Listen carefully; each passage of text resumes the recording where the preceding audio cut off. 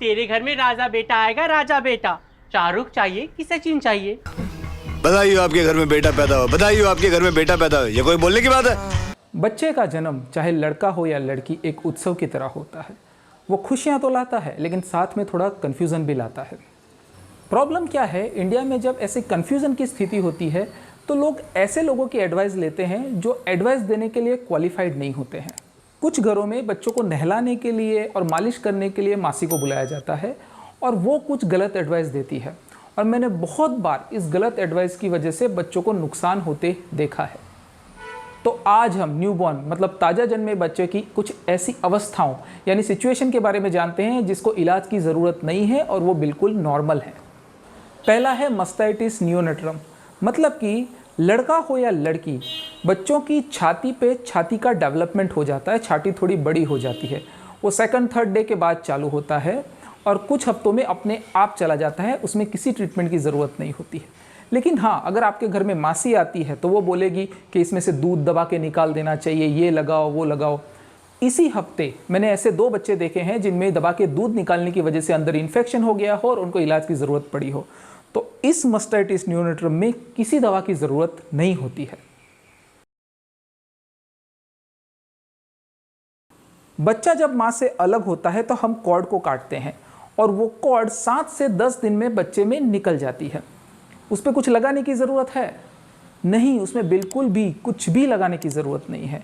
ये मासी और दाइयाँ कई बार बोलती है पाउडर लगाइए, नहीं ज़रूरत है। कई बार वो एंटीबायोटिक पाउडर जिसको हम नियोस्पोरिन बोलते हैं वो लगाने की एडवाइस देती है। क्या उसकी ज़रूरत है? नहीं, उसकी ज़रूरत नहीं है। गांव में तो कई बार काऊ डंग मतलब गाय का स्टूल भी लगाया जाता है, वो इन्फेक्शियस है, वो नुकसान करता है। तो इस सलाह को बिल्कुल मत मानिए। जब वो नाल निकल जाती है तो उसे सब साफ और सूखा रखना पड़ता है। 99% बच्चे में बस इतना करने के बाद ही और कुछ करने की ज़रूरत पड़ती ही नहीं है। सिफेलहुमेटोमा वो क्या होता है? बच्चों में 2 से 3 दिन के बाद यहाँ पे थोड़ा सूजन होता है। वो नॉर्मल डिलीवरी में इंजरीज की वजह से होता है। वो ब्लड होता है, फ्लक्चुएटिंग होता है, गुब्बारे की तरह आप उसको दबा सकते हो, लेकिन ट्रीटमेंट की ज़रूरत नहीं होती है। कुछ हफ्तों में वो अपने आप चला जाता है। बहुत ज़्यादा जॉन्डिस हो तभी उसको ट्रीटमेंट की ज़रूरत है, बाकी उसको ट्रीटमेंट की ज़रूरत नहीं होती है। एसिमेट्रिकल हेड मतलब बच्चे के हेड का शेप थोड़ा डिफरेंट होता है। बच्चा पेट में किस हालत में था, डिलीवरी होने के बाद किस हालत में था, उसके हिसाब से उसका शेप होता है। कई बार एक तरफ से पीछे से सर दब गया होता है, वहाँ से बाल भी निकल गए होते हैं। इसमें ट्रीटमेंट की ज़रूरत है? नहीं, इसमें ट्रीटमेंट की ज़रूरत नहीं है। आप जो पॉइंटेड एरिया है उसको सॉफ्ट पिलो पे रखें, धीरे धीरे वो अपने आप चला जाएगा। अगर आपके बच्चे का total size of skull normal है तो एसिमेट्रिकल शेप को ट्रीटमेंट की ज़रूरत नहीं होती है।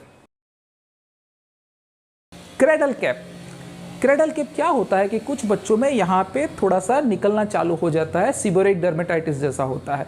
उसको इलाज की ज़रूरत होती है? मोस्टली नहीं। रात को सोते वक्त वहाँ पे आप कोकोनट ऑयल लगा दीजिए और सुबह शैम्पू कर दीजिए, बेबी शैम्पू। तो ज़्यादातर केस में धीरे धीरे वो अपने आप चला जाता है।